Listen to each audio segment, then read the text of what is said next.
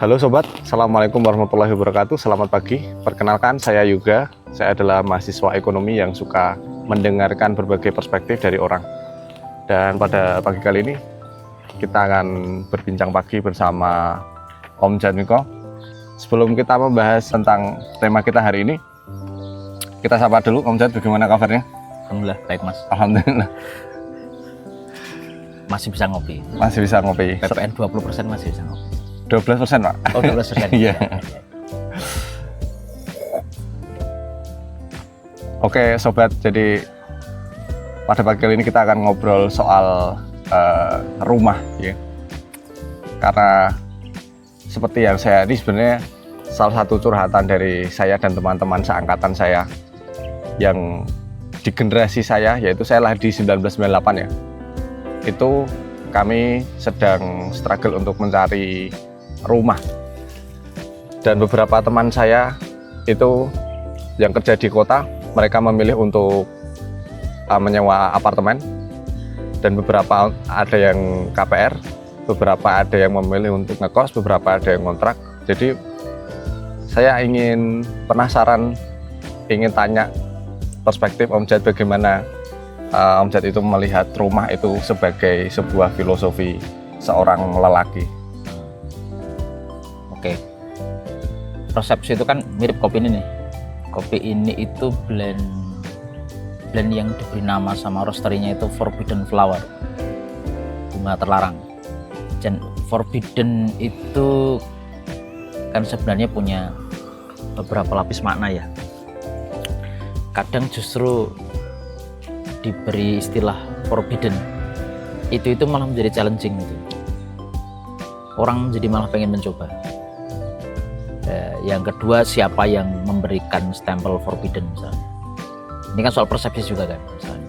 Kalau ini maksudnya karena memang di roasting oleh anak-anak muda Jogja yang satu fokus di produk, yang satu fokus di marketing. Jadi mereka selalu punya angle marketing menarik. Maka blend ini mereka sebut sebagai Forbidden Flower, highlight soal karakter floral di kopinya. Tapi paduan dari beberapa kopi Ethiopia lah.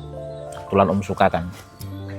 Persepsi kan kira-kira seperti itu gitu loh. Yeah, jadi forbidden ini di satu sisi itu betul-betul truly ini itu larangan, betul-betul larangan. Di lain sisi sebenarnya ini juga angle untuk mancing rasa ingin tahu. Nah, rumah juga demikian lah. Bagi Om itu rumah itu seperti perspektif perihal forbidden tadi lah. Di aset atau liability misalnya, ya kan? Persepsi rumah ini kita akan menyebutnya dalam konteks khasanah ekonomi misalnya. Dia aset atau liability sih? Aset atau beban sih? Menurutmu? Beban. Kenapa? Karena dia tidak mengenerate uang, maksudnya dari aset itu tergerus nilainya, tetapi dari tergerusnya nilai itu tidak mengenerate, tidak menumbuhkan aset. Oke, itu kan berarti kan kamu merujuk kepada cara pandangnya Robert T. Kiyosaki atau perspektif ekonomi yang itu materialansih. Ya. Tapi misalnya kemudian rumah itu adalah beban, tapi kenapa salah satu kolateral yang paling dianggap oleh perbankan atau dunia finansial itu adalah aset tetap yang ini merujuk kepada tanah, dan tanah yang di atasnya ada rumah, ya kan? Ya, ya kan? Jadi ada ya keanehan tersendiri di situ. Di lain sisi ya mungkin kalau Om kan senang sharing denganmu Mas Yuk, itu perihal perspektif dan khasanah Jawa ya. Karena kalau dalam khasanah dan falsafah Jawa itu rumah itu menduduki peran sangat penting. Jadi dari lima bisa dikatakan prasyarat sebenarnya, atau 5 indikator seorang laki-laki Jawa itu dikatakan paripurna. Itu yang pertama itu wismo. Wismo wanita turonggo kukilo curigo.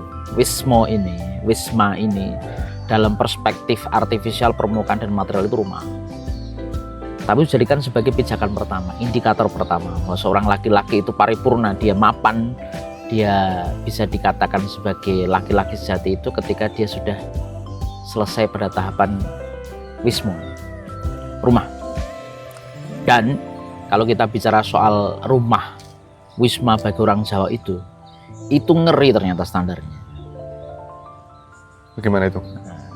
Ini yang bagi Om itu Om merasa perlu untuk menyampaikan khasanah ini kepada anak-anak, pada anak-anakku nanti, dan kepada orang-orang di sekitarku, pada temanku, pada kolegaku, bahwa falsafah Jawa ini menarik. Kita ngupas rumah nih misalnya. Kalau kita bicara rumah standar Jawa ya, standar pria Jawa, sebenarnya bukan nengret sih. Diharapkan seorang pria Jawa itu punya rumah itu manifestasi dari pencapaian tersendiri. Jadi kalau kita bicara rumah dalam seorang pria Jawa yang mapan itu setelah Om hitung-hitung itu standarnya itu 7.200 meter persegi. Berat ya? Yes, sisi depannya itu adalah pendopo.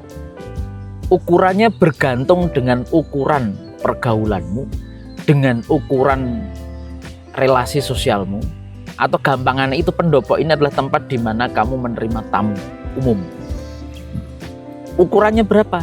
Ya bergantung dengan kapasitas, bergantung dengan jangkauan relasi sosialmu, bergantung dengan kesanggupanmu untuk menerima berapa orang yang datang.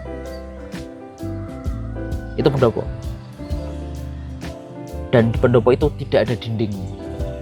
Artinya kamu ketemu dengan siapapun itu bukan sesuatu yang rahasia. Oke. Ya kan? Jadi ada transparansi, ada keterbukaan. Jadi kamu terbuka untuk menerima siapapun tanpa sekat, tanpa pilah-pilih. Biasanya bentuknya itu joglo atau limasan. Tapi kecenderungannya emang idealnya joglo. Kemudian setelah pendopo itu ada bangunan penghubung yang disebut sebagai peringgitan, asal katanya dari ringgit wayang. Di tempat inilah kalau tuan rumah itu mengadakan hajatan nanggap wayang itu di situ tuh. Jadi kira-kira cukup untuk tempat di mana pagelaran wayang itu dilakukan. Artinya cukup buat menempatkan gamelan dan perangkatnya dengan para pengrawitnya, untuk para pesindennya, untuk tempat dalang mementaskan wayang itu kan juga bergantung. Iya. Bergantung pentas wayang yang kamu harapkan itu mau sebesar apa lakon yang dibabar di situ, dan mau dengan gamelan sempurna ataukah yang simple package kira-kira lah. Itu juga sangat berkaitan dengan kapasitasmu, dengan daya jangkauanmu, dan dengan lapang dadanya dirimu untuk menghibur orang. Ini peringgitan. Dan biasanya kalau misalnya toh ada jamuan makan untuk tamu-tamu yang sifatnya publik di situ. Lagi-lagi ini bergantung besarannya, bergantung dengan kapasitas, dan bergantung dengan relasimu, dan bergantung dengan cara pandang untuk menjamu orang. Setelah itu baru masuk kepada rumah inti. Ya kan? Rumah inti pun ada sekian bagian. Setelah peringgitan itu baru disebut yang namanya dalem. Hunian, disitulah ruang private-mu dimulai. Itu terdiri dari gandok tengen, gandok kiwo. Jadi bentuknya itu setelah peringgitan ini kemudian ada bangunan kiri kanan.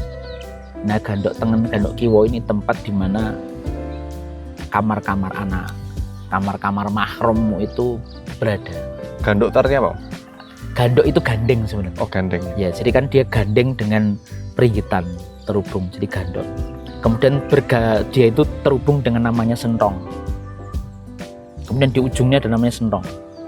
Sentong ini ada sentong tengen, sentong tengah, sentong kiwo. Ya, sentong itu sebenarnya mirip-mirip seperti cave, seperti gua. Disinilah ruang yang paling private. Jadi anak-anak itu tidak menempat bersama dengan orang tua di kamarnya orang tua, tidak. Jadi ada pemisahan menarik. Termasuk para mahram itu dibuat di situ. Di tengahnya itu ya ada ruang terbuka. Kalau sekarang kita bicaranya macam patio lah. Menarik ini arsitektural Jawa. Kemudian di ujung itu ada sentong. Sentong kiwa itu istri, tengah itu mihrab.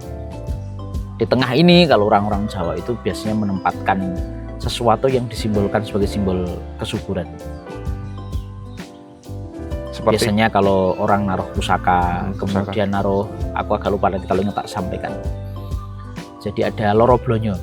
Jadi pasangan pengantin tuh, jadi patung yang merepresentasikan sepasang pengantin.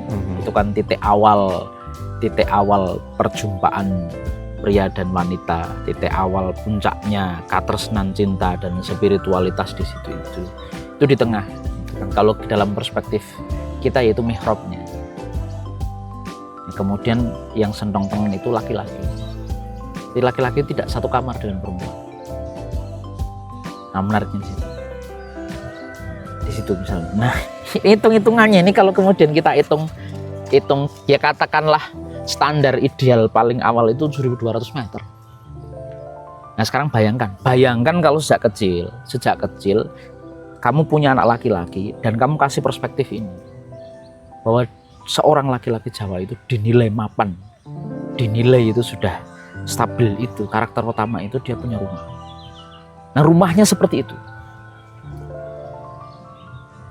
Sejak kecil kamu dididik, disiapkan secara mental, secara pikiran, secara visi itu bahwa kamu sebelum pada akhirnya masuk pada fase kedua yaitu wanita, mencari pendamping hidup, kamu itu menyiapkan rumah tapi dengan perspektif itu melebihi villa loh Mas Yuk. Ya. Cuma kan ini khasanah yang hilang gitu loh. Sehingga sekarang itu untuk mencari rumah, ya katakanlah yang paling sering jadi perbincangan kan di Jogja misalnya. Anak muda Jogja terancam tidak punya rumah dan sebagainya karena harga tanah mahal, overpriced dan sebagainya.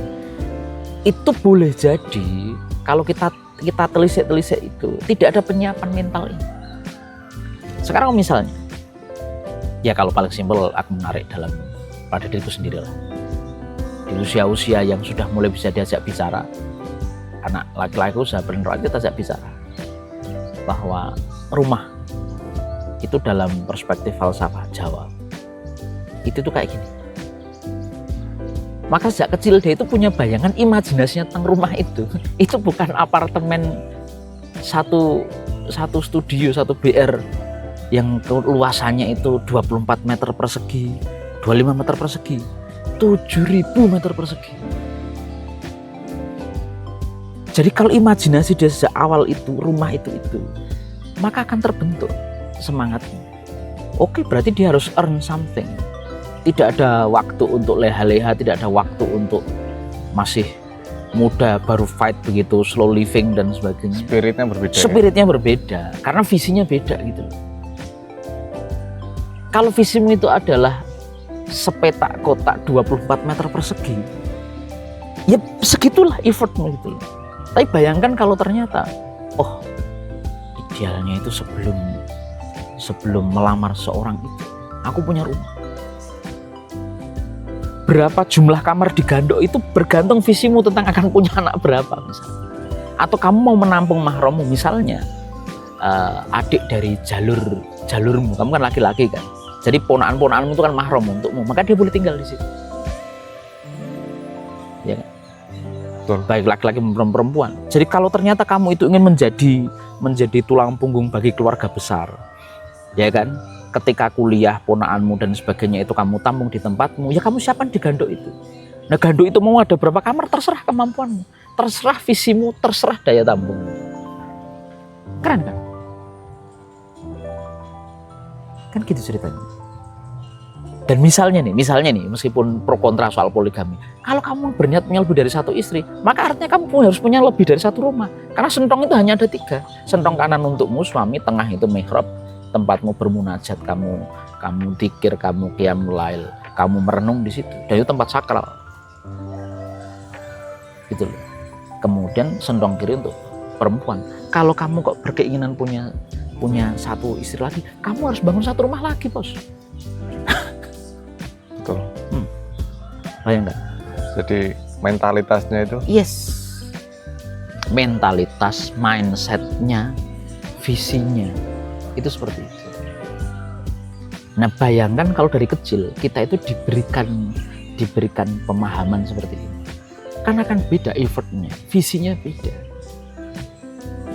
Visinya adalah visi tentang daya tampung, tentang kapasitas, bukan rumah sekedar sebagai tempatmu untuk pulang dan untukmu sendiri, untukku sendiri satu ruangan cukup.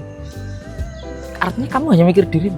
Tapi bayangkan falsafah Jawa ini, kamu sudah diajak untuk berpikir tentang daya tampung sosial. Kamu punya pendopo, dan kalau kamu punya pendopo itu kan nggak mungkin kamu itu nggak melakukan perjamuan. Dan pendoponya tanpa dinding, maka kamu harus siap menerima siapapun dari kalangan apapun. Ini artinya kematangan jiwa, bisa menerima siapapun tanpa sekat, dan siapapun yang datang ya harus kamu jamu. Ini wajah depannya itu sudah wajah depan keterbukaan, pelayanan, ya kan? Iya. Kemudian peringgitan, ya kamu harus menghibur orang, menjamu secara makanan, menjamu secara hiburan, menyenangkan orang lain, nanggep wayang sekarang ya orang mati 100 juta. Nah dulu visinya laki-laki Jawa itu punya tempat khusus untuk nanggap wayang. Itu artinya disiapkan nggak? Kalau sampai ada tempat khususnya, berarti dia menyiapkan, tidak ada visi nggak dia untuk? Ada orientasi ke sana. Yes, ada orientasi ke sana. Karena wayang itu dianggap tontonan yang sekaligus tuntunan. Maka publik ini setelah kamu jamu, kamu ajak untuk mengambil insight, pelajaran-pelajaran kebaikan penting. Kamu sediakan tempatnya, berarti kamu berniat nanggap wayang. Ya kalau kamu nanggapnya setahun sekali, misalnya pada ulang tahun muka atau pas mauludan atau apa dan sebagainya, ya berarti kan kamu harus mengalokasikan budget setahun sekali mengadakan pertunjukan wayang itu. Itu 100 juta, belum tentu ubur rameni dan sebagainya. Let's say 200 juta. Kamu kan harus membreakdownkan itu, oke, berarti harus prepare setiap hari berapa. Nah itu kan akan berkaitan dengan visi besar soal earn money. Tapi again, tidak bicara tentang diri. Jadi dari ide rumah ini, itu sebenarnya membelajarkan kita bahwa laki-laki Jawa yang paripurna itu diharapkan tidak berpikir tentang dirinya, sudah berpikir tentang daya tampung. Ini baru bicara pendopo sama peringgitan loh, belum tadi kalau bicara dalamnya yang aspek private-nya tadi. Sekarang, maka kalau kita bicara khasanah kita sendiri, khasanah budaya kita sendiri begini, maka kita akan betul-betul tahu bahwa rumah ini tidak sekedar dia itu aset ataukah beban. Sebelum kita berbincang pada aspek teknis soal KPR dan sebagainya, ya gimana kamu? Nggak ada pikiran buat KPR, bos. Kalau didikanmu sejak kecil itu didik tentang dalam ini, maka nggak ada pikiran soal KPR. Ya 7.200 meter kalau per meter harga tanah itu. Harga tanah misalnya, ya kan nggak mungkin masuk kan tepi jalan. Karena misalnya 1 juta, 7.200 meter persegi, bos. Maka itu sudah 7,2 miliar tanah. Plus bangunannya. Maka kira-kira yang dalam bagi pria Jawa itu, ya kira-kira 15 miliar. Valuasi.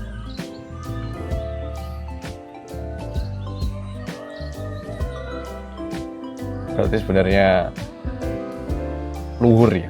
Dahsyat. Ini soal persepsi. Kalau persepsi itu cukup pada dirimu ya sudah 24 meter persegi atau enggak 20 meter persegi lah. 20 meter persegi apartemen 1 studio.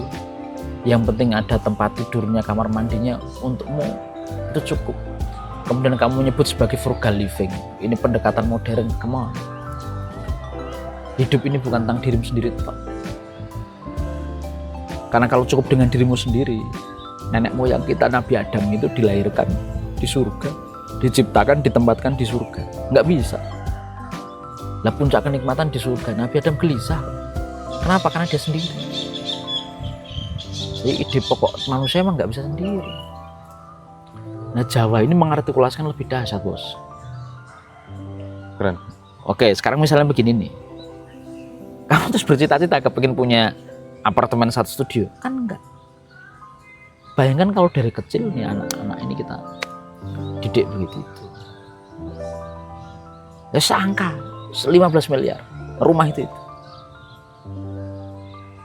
maka dia akan terdidik dari kecil, merasakan siap untuk melamar anak orang itu kalau sudah punya kemampuan punya rumah.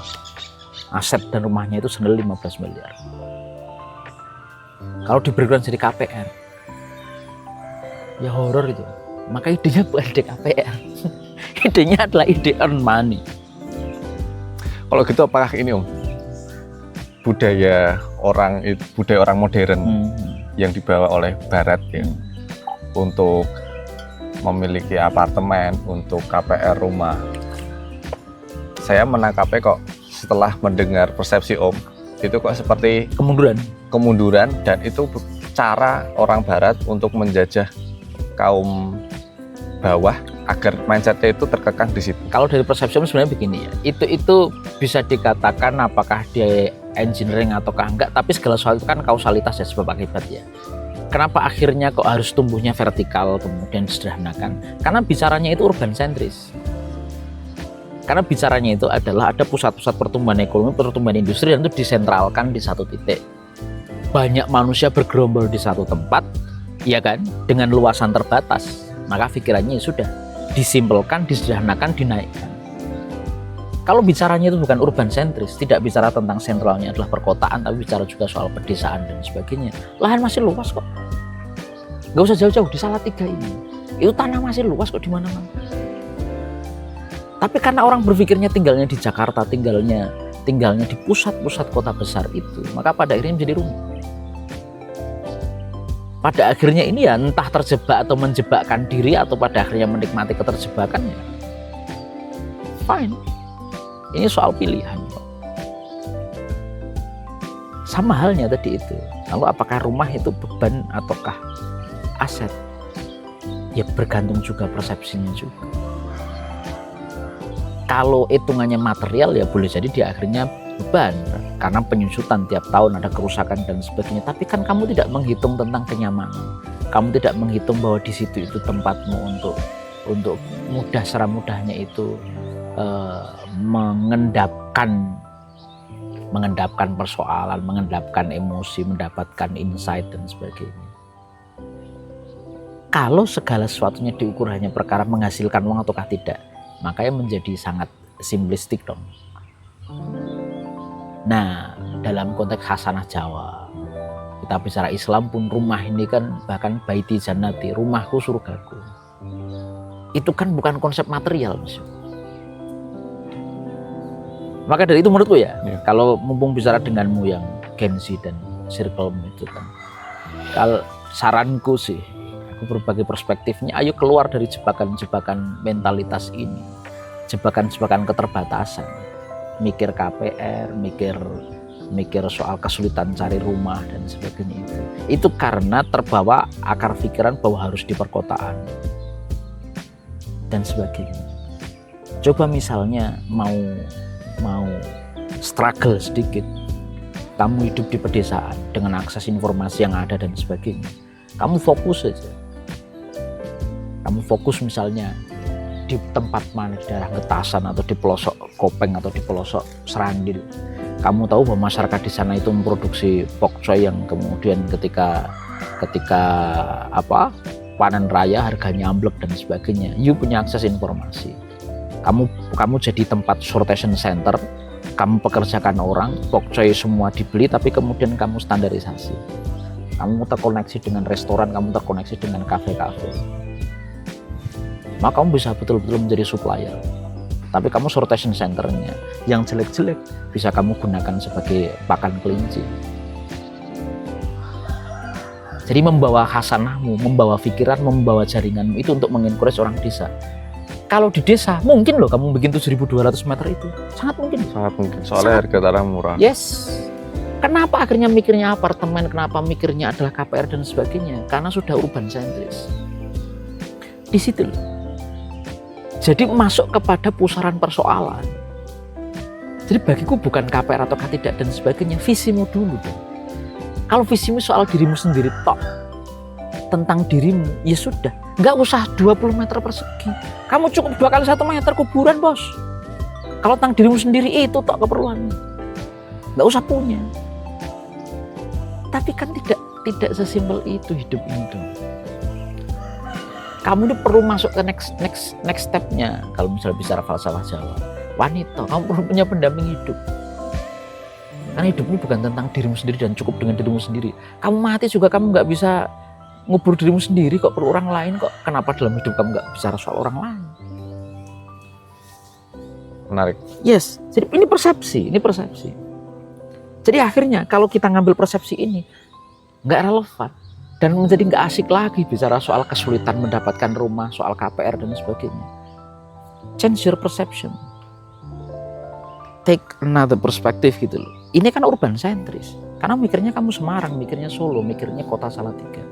Coba sekarang kamu berpikirnya itu di lereng Serandil. Kamu berpikirnya itu di Boyolali Dalem. Kamu bisa buat dalem itu. Nggak perlu KPR. Tanah murah, kemudian kamu earn money di sana. Jadi kota jadi tempat liburan. Sekarang kan perspektifnya ini gini loh, semua hal ini itu urban sentris, metropolitan sentris. Jadi berpikirnya liburan itu ke pelosok. Kenapa kita nggak balik? Ayo, daily struggle kita itu di rural, di pelosok. Nah ketika nanti liburan baru kita ke kota. Itu aku yakin duit kita akan lebih termanage kok. Ya sekarang bayangkan kamu kerja di SCBD, di pusatnya kapitalisme Indonesia misalnya, gajimu 10 juta. Tapi kira-kira dalam 1 bulan kamu bisa saving berapa? Kamu bisa investment berapa? Bisa punya aset di sana. Belum kita bicara polusi udara. Yes, tekanan pekerjaan, stresnya. Tapi kan merasa wow karena di era modern. Ini kan persepsi lagi. Ya lebih enak kamu punya rumah 7.200 meter persegi di Boyolali misalnya, di daerah pedesaan dan sebagainya. Daily livingmu itu produktif dan sebagainya. Setelah itu liburannya kamu ke kota.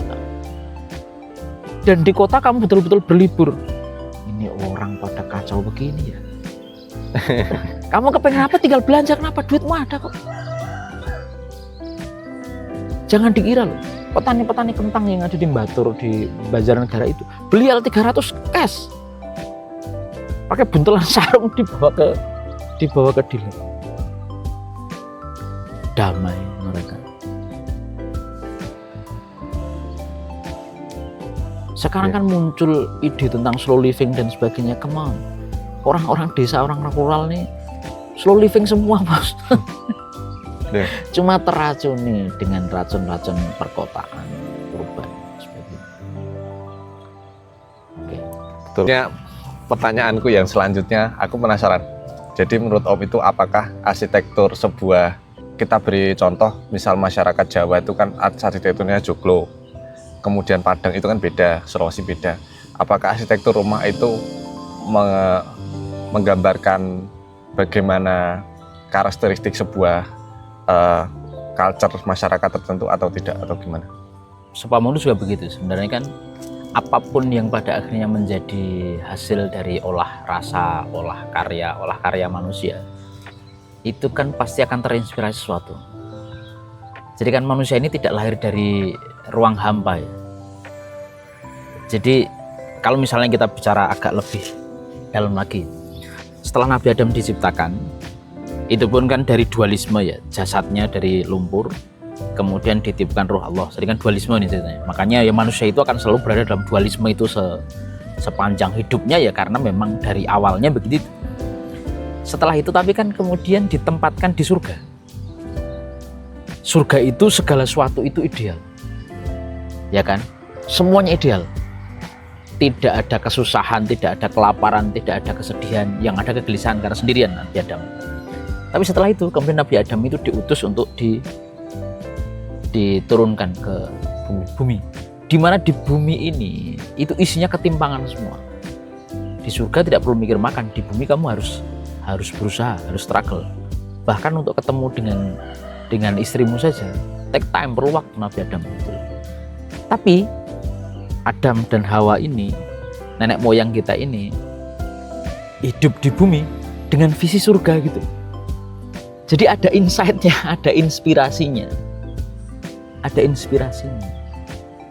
Nah, di sini yang seharusnya kalau kita misalnya mau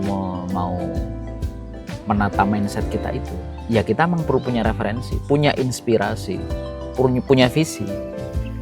Sehingga akhirnya kita mendorong hidup kita, mendorong aktivitas kita itu untuk menuju kepada hal ideal yang kita harapkan. Termasuk tentang rumah juga. Pasti akan sangat dipengaruhi dengan situasi alam lingkungan tempat dia berada. Misalnya di Jawa ini model rumahnya bukan rumah panggung. Karena tidak ada dalam tanda kutip ya, ancaman-ancaman dari bawah dianggap tidak ada. Beda dengan di Kalimantan yang itu tanahnya adalah tanah gambut, tanah rawa-rawa. Di tempat yang ada rawa-rawa, maka rumahnya harus panggung. Kenapa? Ya karena ada binatang melata yang sangat mudah untuk masuk dan sebagainya. Ya kan? Betul. Maka ada yang namanya fungsional, sekaligus ada falsafahnya. Nah, fungsi, falsafah, estetika ini selalu pasti akan mewarnai. Tidak hanya rumah, you name it, kuliner. Paling gampang misalnya kalau aku ngambil contoh tentang Jogja dan Solo. Jogja dan Solo itu falsafahnya sama-sama falsafah Jawa, tapi situasi yang melingkupi berbeda.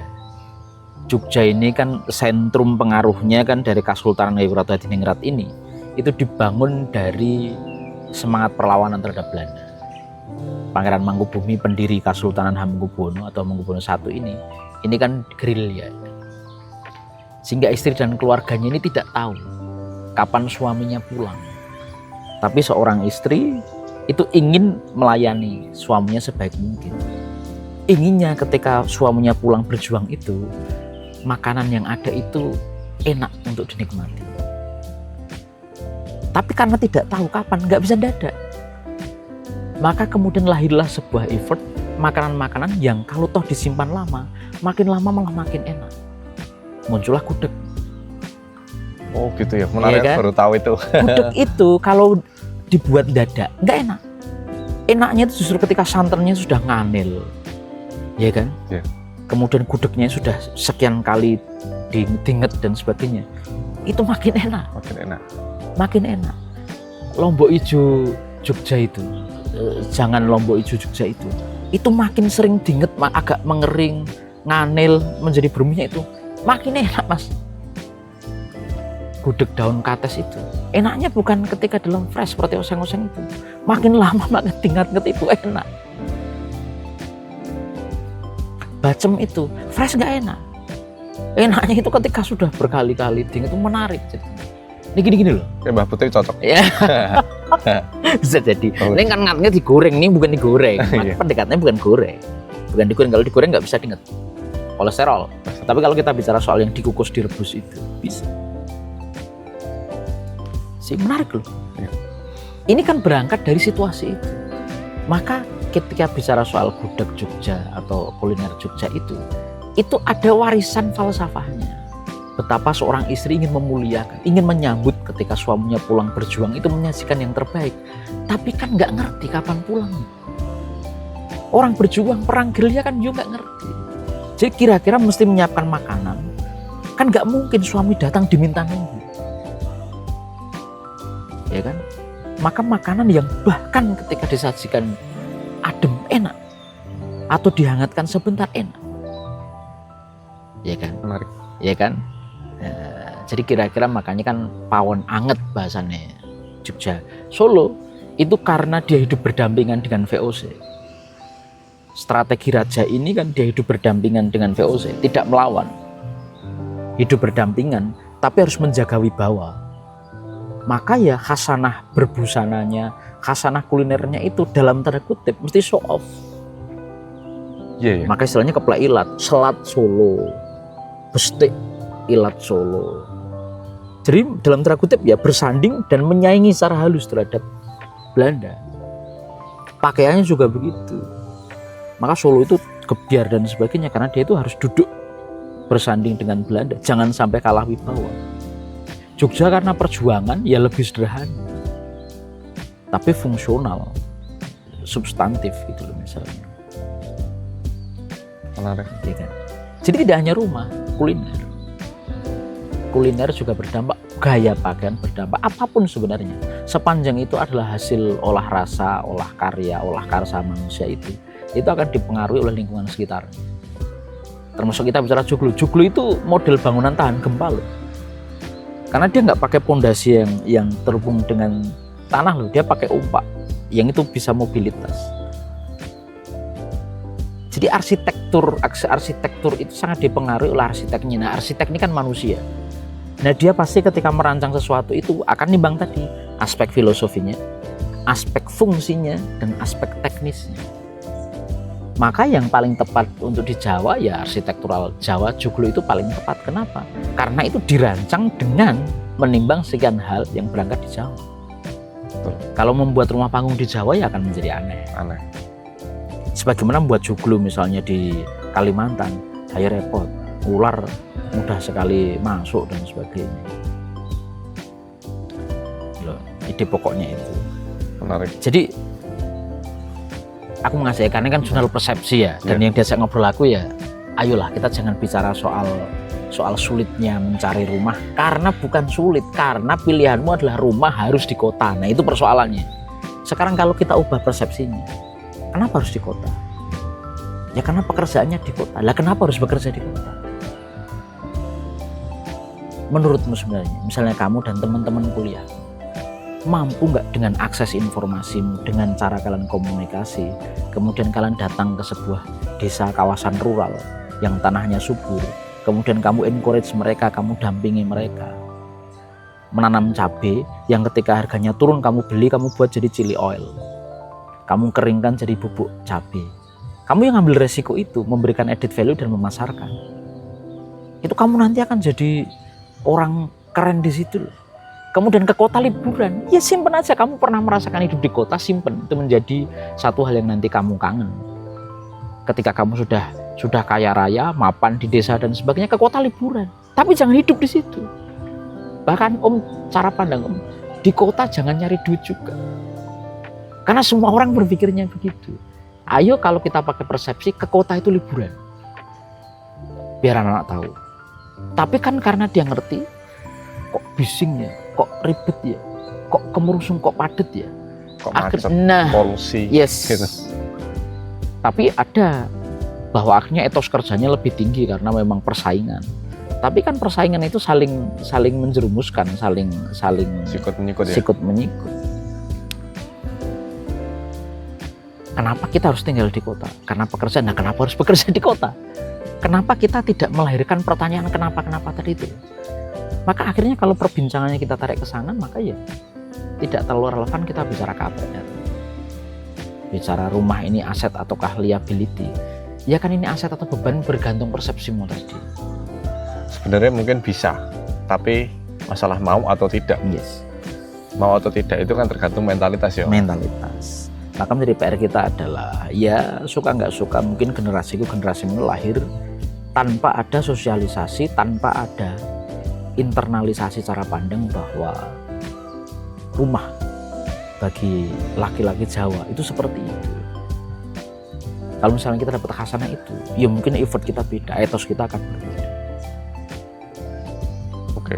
7.000 meter persegi, ya 15 miliar lah rumah. Baru layak dikatakan sebagai rumahnya pria Dasar Jawa yang mapan. Gitu. Itu customer. Oke, sip. Oke. Jadi kita nggak bicara KPR-KPRan lagi. Enggak. Saya begitu. Oh, tim juga udah datang. Oke, jadi begitu sobat sekalian. Terima kasih.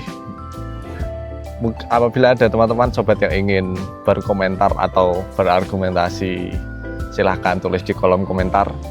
Karena kita ada zona persepsi, jadi kita menampung apapun komentar teman-teman, komentar sobat sekalian, silahkan. Terima kasih. Mujad. Oke. Menarik sekali obrolan kita lagi. Menarik dan semoga mendorong. Mendorong. Oke. Terima kasih. Assalamualaikum warahmatullahi wabarakatuh.